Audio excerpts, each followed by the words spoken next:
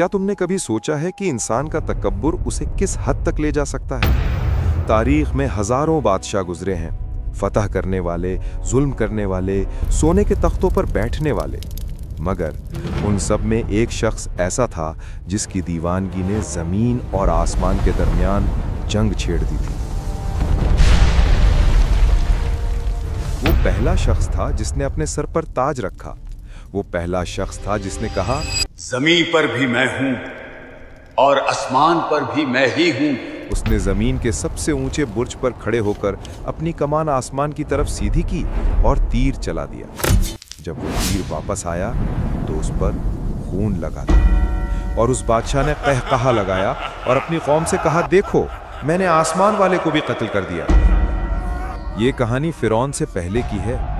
ये कहानी है बाबिल के उस जब्बार की जिसका नाम सुनकर आज भी इबरत का एहसास होता है। ये कहानी है नमरूद की। नूह अलैहिस्सलाम के तूफान के बाद जब जमीन दोबारा आबाद हुई तो बाबल वो पहला शहर था जो दुनिया का मरकज बना। अल्लाह ने उस कौम को बेपनाह ताकत दी थी। उनके जिस्म मजबूत थे, उनके जहन तेज थे और उनकी इमारतें बादलों से बातें करती थीं। इस सल्तनत का मालिक नमरूद बिन कनान था। उसे दुनिया के 4 बड़े बादशाहों में शुमार किया जाता है, 2 मोमिन और 2 काफिर। नमरूद वो काफिर था जिसने मशरिक से मगरिब तक हुकूमत की। उसकी ताकत का ये आलम था कि परिंदे भी उसकी इजाजत के बगैर उसके महल के ऊपर से नहीं गुजरते थे। उसकी खुराक के गोदाम अनाज से भरे रहते थे। लोग दूर दूर से सफर करके आते ताकि नमरूद से खाना मांग सकें, लेकिन इस ताकत ने उसे अंधा कर दिया था। शैतान ने उसे ये वसवसा डाला कि जो रिस्क देता है वही खुदा है, और यूं नमरूद ने अपनी रियाया से कहा, सिर्फ मेरी इबादत करो, मेरे सिवा तुम्हारा कोई रब नहीं। लोग भूख के डर से और उसकी हैबत के खौफ से उसके सामने सजदा करते। बाबुल की गलियों में नमरूद के बुत लगाए गए। हर तरफ शिर्क का घुप अंधेरा छा गया। ऐसा लगता था कि अब इस जमीन पर हक की रोशनी कभी वापस नहीं आएगी। मगर हर जब्बार के जवाल की शुरुआत एक खौफ से होती है। एक रात नमरूद ने ख्वाब देखा। उसने देखा कि आसमान से एक सितारा निकला है जिसकी रोशनी ने सूरज और चांद दोनों को बेनूर कर दिया है। वो घबरा कर उठा। नजूमियों को बुलाया गया।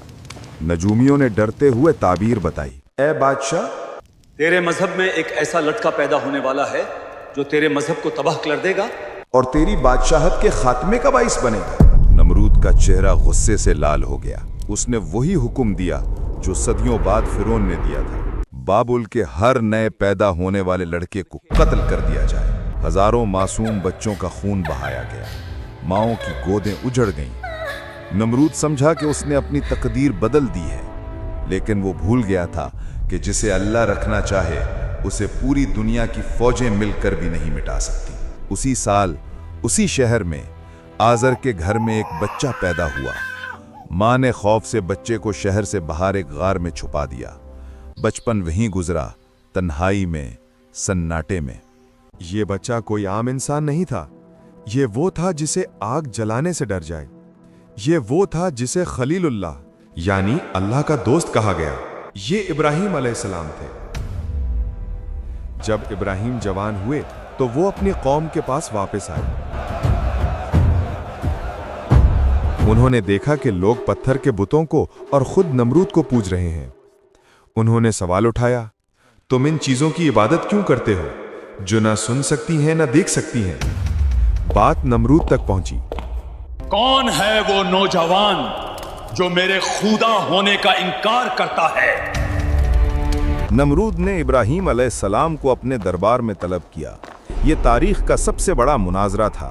एक तरफ वक्त का सबसे ताकतवर बादशाह और दूसरी तरफ एक अकेला नौजवान। नमरूद ने तकब्बुर से पूछा, ए इब्राहिम, अगर मैं खुदा नहीं हूं तो कौन है तेरा रब? किसके दम से तू मुझे ललकारता है?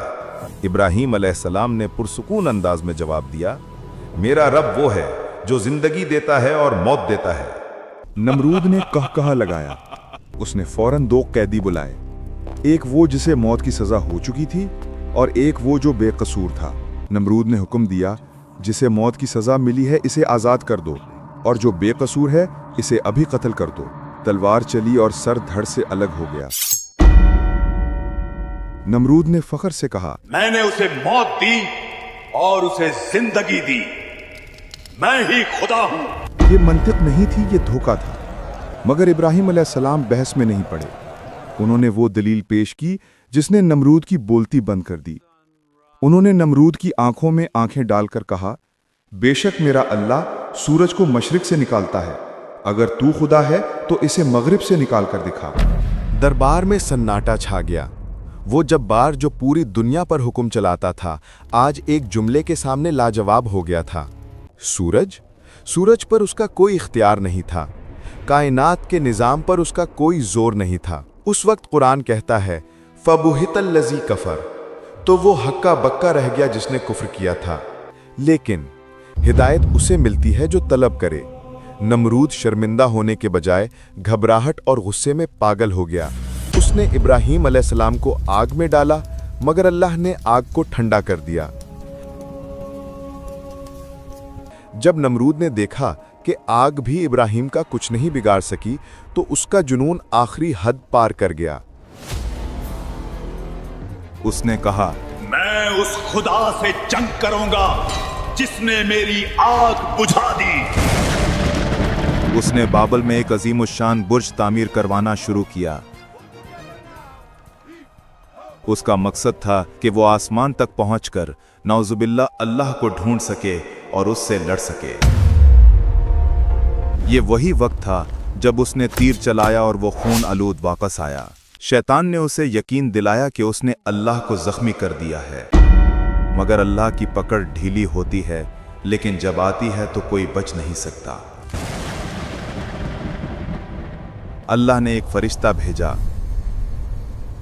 फरिश्ते ने नमरूद को आखिरी बार समझाया, ईमान ले आ, तेरी बादशाहत कायम रहेगी। नमरूद ने कहा, मेरे पास अपनी ताकत है, अपनी फौज है, मुझे किसी की जरूरत नहीं। 3 बार दावत दी गई, 3 बार इनकार किया गया। आखिरकार नमरूद ने चिल्लाकर कहा, अपने खुदा से कहो अपनी फौज लेकर आए, मैं मैदाने जंग में उसका इंतजार करूंगा। सूरज निकल आया। नमरूद अपनी अजीम तरीन फौज लेकर मैदान में खड़ा था। वो आसमान की तरफ देख रहा था, इंतजार में कि कोई फरिश्ते उतरेंगे या कोई बिजली गिरेगी। वो अपनी तलवार लहरा रहा था। तभी उफक पर एक निशानी नजर आई।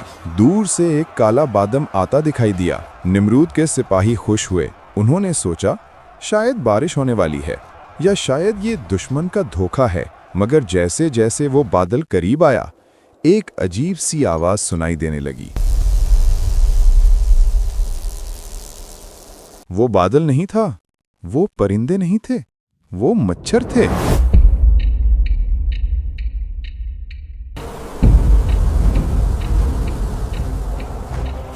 अल्लाह ने कोई फरिश्ता नहीं भेजा, कोई तूफान नहीं भेजा, कोई शेर या हाथी नहीं भेजा। अल्लाह ने अपनी सबसे कमजोर, सबसे हकीर मखलूक को भेजा। मच्छरों की तादाद इतनी थी कि सूरज की रोशनी खत्म हो गई। इन मच्छरों को अल्लाह ने खास हुक्म दिया था, इनका खून पी जाओ और गोश्त खा जाओ। एक लम्हे में वो अजीम फौज जो दुनिया फतह करने निकली थी, बेबसी की तस्वीर बन गई। मच्छर उनकी नाकों में, कानों में घुस गए। लोहे की वर्दियां धरी की धरी रह गईं। देखते ही देखते मैदान में सिर्फ सफेद हड्डियों के ढेर रह गए। नमरूद जो अपने महल की तरफ भागा, वो वाहिद शख्स था जो जिंदा बचा। क्यों? ताकि वो अपनी आंखों से अपने फौज की तबाही देख सके? नहीं, बल्कि इसलिए कि अल्लाह ने उसके लिए एक अलग और भी दर्दनाक अंजाम लिखा था। सारी फौज खत्म हो गई, मगर एक मच्छर, एक लंगड़ा मच्छर जिसका एक पर टूटा हुआ था, वो नमरूद के पीछे आया। अल्लाह ने उस मच्छर को हुक्म दिया। वो मच्छर नमरूद की नाक में घुसा और वहां से होता हुआ सीधा उसके दिमाग में जा बैठा। और फिर शुरू हुआ वो अजाब जिसके सामने मौत एक तोहफा लगती। वो मच्छर जब दिमाग में पर फड़फड़ाता या काटता तो नमरूद दर्द से पागल हो जाता।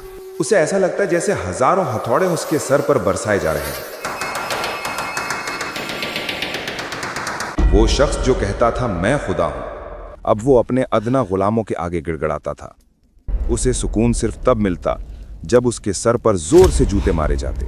जब जूता पड़ता, मच्छर डर कर रुक जाता और नमरूद को चैन आता। सोचो, जरा तसव्वुर करो।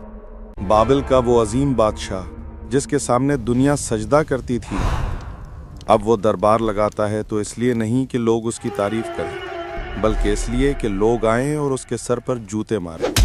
जितनी जोर से जूता पड़ता, नमरूद उतनी ही दुआ देता। तारीख लिखती है कि नमरूद ने 400 साल तक तकब्बुर की हुकूमत की थी, इसलिए अल्लाह ने उसे 400 साल तक इस अजाब में मुब्तला रखा। 400 साल तक वो जूतियां खाता रहा, यहाँ तक कि उसका सर जख्मों से चूर हो गया और वो पागल होकर मर गया। नमरूद चला गया, उसकी सल्तनत मट्टी में मिल गई, उसके महल खंडरात बन गए। लेकिन उसका किस्सा आज भी जिंदा है, एक इबरत के तौर पर, हमें ये याद दिलाने के लिए कि इंसान चाहे कितना ही ताकतवर क्यों ना हो जाए, चाहे वो चांद पर पहुंच जाए या एटम बम बना ले, चाहे वो टेक्नोलॉजी के जरिए मौत और जिंदगी के फैसले करने लगे, लेकिन जब वो मैं के नशे में अल्लाह को ललकारता है तो अल्लाह उसे तबाह करने के लिए किसी दूसरी कायनात से फौज नहीं बुलाता। वो उसे एक मामूली से वायरस से, एक छोटे से कीड़े से या उसके अपने ही दिमाग की किसी रग से हरा देता है। ताकत सिर्फ अल्लाह की है, इज्जत सिर्फ अल्लाह की है और बादशाहत सिर्फ अल्लाह की है। जो झुक गया वो बच गया, जो अकड़ गया वो टूट गया। अगर इस वाक़े ने आपके दिल पर दस्तक दी है तो कमेंट में अल्लाह अकबर लिखें ताकि हम सब मिलकर गवाह बन सकें। इस वीडियो को शेयर करें क्योंकि हिदायत फैलाना भी सदका जारिया है। अगली वीडियो में किस नबी या किस कौम का अंजाम देखना चाहेंगे नीचे लिखकर जरूर बताएं।